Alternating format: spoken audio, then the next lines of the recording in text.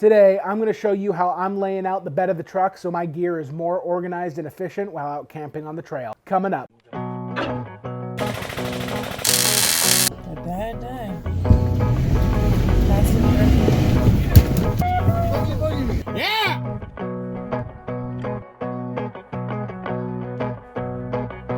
My name's Drew, and this is Evergreen Overland. On this channel, we hone our outdoor cooking skills, we do reviews on camping and overland gear, and we showcase 4x4 vehicle modifications like the one we're going to talk about today. For a long time now, I've been planning out and designing how I'm going to lay out all my gear in the truck. Behind me, you're kind of seeing a little bit of a sneak peek of the finished bed storage organizer that I built in the back of the Tundra. I wanted to keep this video from being extremely long, so I wanted to separate it into two different videos. And video number 2 will show you guys the finalized and finished product, along with how all my gear is going to be loaded into it. You'll have to tune in next week to see that. So without talking about it too much more, let's get into the video. Hey, what's up guys? Thanks for tuning in today.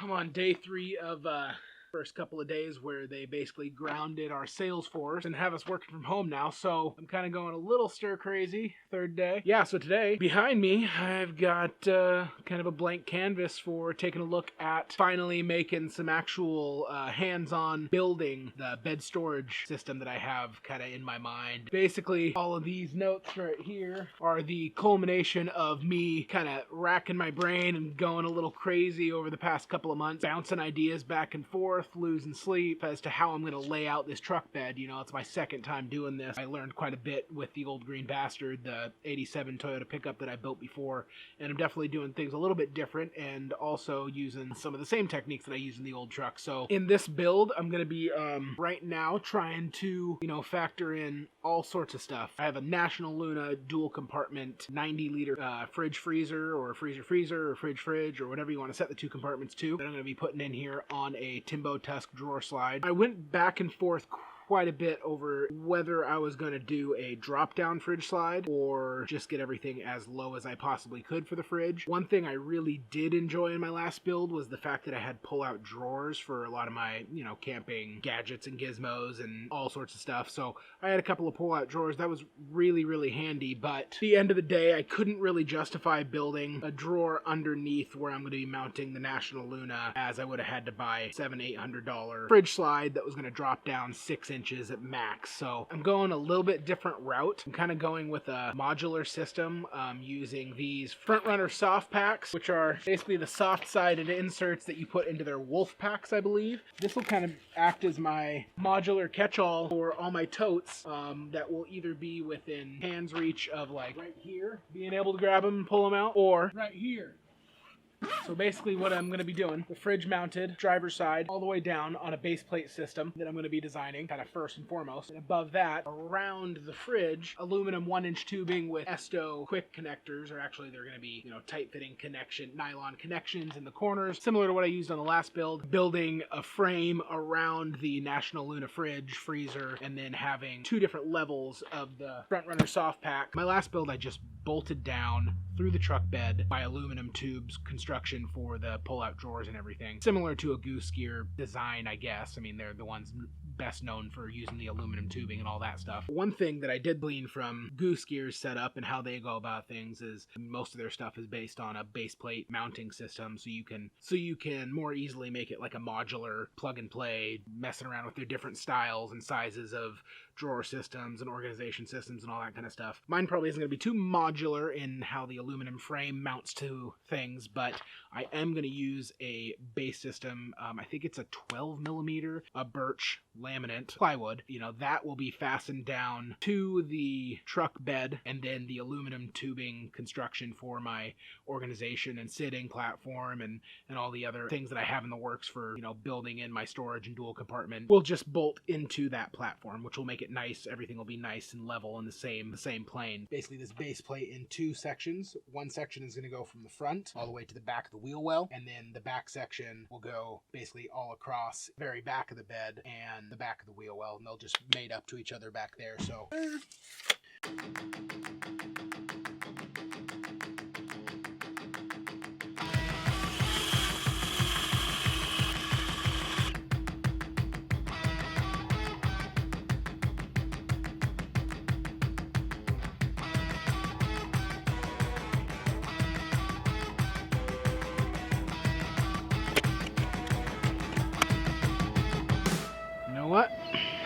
close up shop for tonight. Come back out in the morning.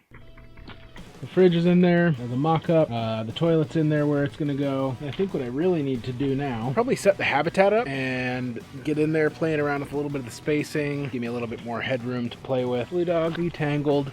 I'm gonna pull the truck forward.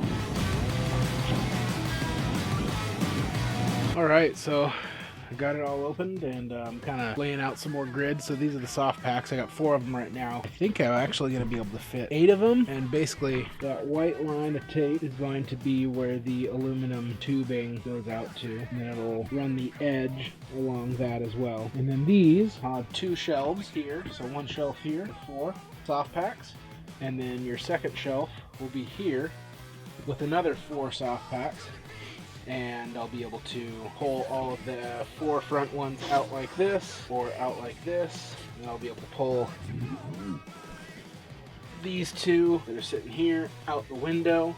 And then what I'm thinking is the first area is going to come up to here, then there'll be a shelf, and these will sit on that wood shelf. I'm going to have that removable so that in the instance that we are stuck in here during a rainstorm or just hanging out in here or thirsty in the middle of the night, yeah, I'm going to have to move these 4 soft packs on this shelf out of the way, but I'll be able to lift up the base of that shelf and get access to the fridge. Got the Wrappon green toilet right there. Basically to here, this will be a table. The top of the tubed frame structure will have tabletop to it section. It'll come up to here, and that'll be a nice little standing cooking area. If we need to cook inside here, I can bring in the exo table, open it up right here, and have my cooking surface right next to the window, which will be nice. It's gonna drop down, at least right now I'm thinking this will all be one kind of level area. You know, it'll be kind of an L-shaped little bench area. This whole area back here will have a bench across the back of it, and that'll just be, you know, hinged storage for all the bedding and everything, so that when we get to camp, open up this bench storage area and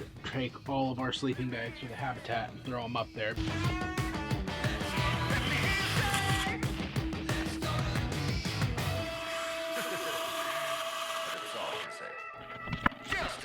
Yeah, so that's what it's gonna look like right there. Alright, so yeah, here's my order of Esto quick connectors. They're just little nylon angles and shoot offs, and so yeah, this will be kind of making up all the different turns that I'm going to need to make. And I have a kind of just a different 1-inch tube. I think I went with the 0.06, something like that, wall thickness.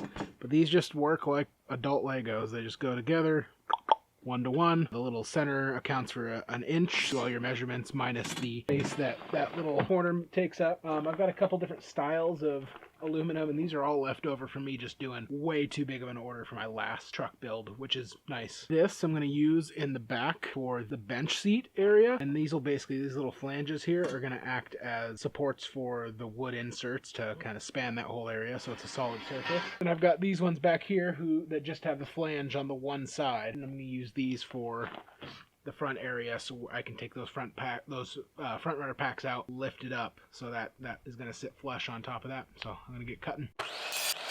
Damn, that is doing really, really good work. I can tell you, I was using a metal blade before on the last truck that I did, and the cleanup on this was much, much more of a pain in the ass. Now granted, this is a brand new non-ferrous blade, I think is what it was. Yeah, with as many teeth as possible. That just does a really, really awesome job. So I've got all my drawings over here. It'll help me kind of visualize.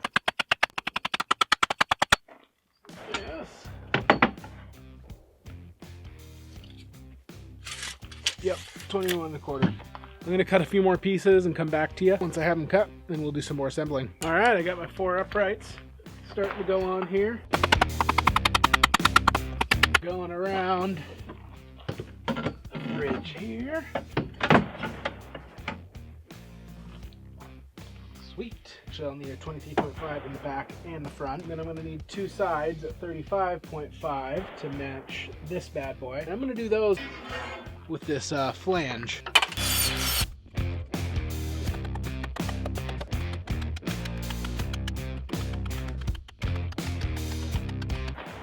This is the top. They go there just like that. And I have this flange to act as a recess for the piece of plywood that's going to go in there.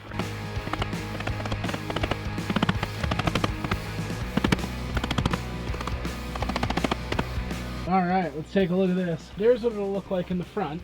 I'm gonna have, you know, uprights going right here to the next level. You can see they don't necessarily fit in the space side to side, but there is some space front and back. To the side, I'll be able to grab them, and they're pretty damn close. I think I'm gonna do like bungee of some sort. Okay, so I got that one in.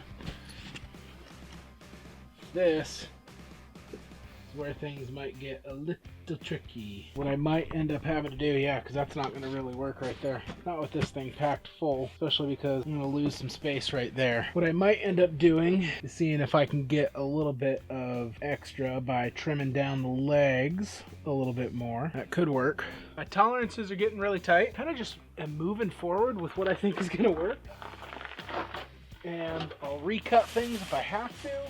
I'm thinking because these front runner packs are soft, I'm going to have a little bit of flex in them when I'm pulling them out. Built another section. It's going to go up in here. So I have a little bit of my give to get those out. Figure out how much I can cut off these legs. Because right now, I mean, I've got a little bit more than 1/4 of an inch gap right there. Tight, but I've got a concept in mind and I really want to make it work. So I'm going to take this whole thing out, trim these legs down, probably 1/4 of an inch, and see what that does for me. I will return. Okay, so I think I figured out most of my measurement issues.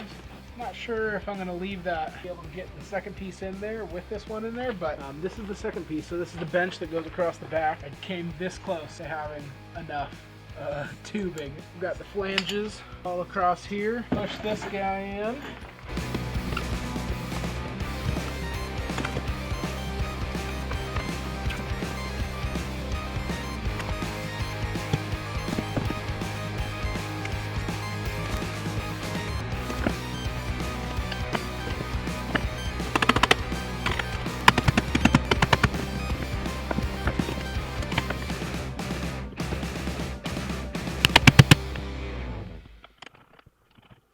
I still gotta trim my pieces of wood down, but yeah, there it is. It's a super tight tolerance. I'm gonna have to probably review this video to remind myself how the hell I got the thing out of in here and how to get it out. That's the full build, or a pre-assembly. I am super stoked on how that came out. So now I just have to cut my 2 pieces of wood down to 34 here, batch in some pieces back here. Yeah, this stuff is super cool and fun to play with, honestly. All right, well, that was the first half of the video series. I hope you enjoyed it. You got to see the base plate system being laid out along with me framing in most of the aluminum tubing within the system. Next week's video, we'll go through the rest of the build process and then do a reveal of kind of what it looks like in the end and a little bit of philosophy of use behind how I laid out my gear and all that kind of stuff, along with probably some ideas I have for the future as well. I hope you enjoyed the video. If you like the video, please hit subscribe and mash that like button to let me know I've done a good job. If you have any questions about the video or any other topics that you might want to see, please throw them in the comments section below. You can also follow me over on Instagram at EvergreenOverland or also at evergreenoverland.com. Fill in the contact form, all that kind of stuff to get a hold of me. Thanks for watching. Have a good day.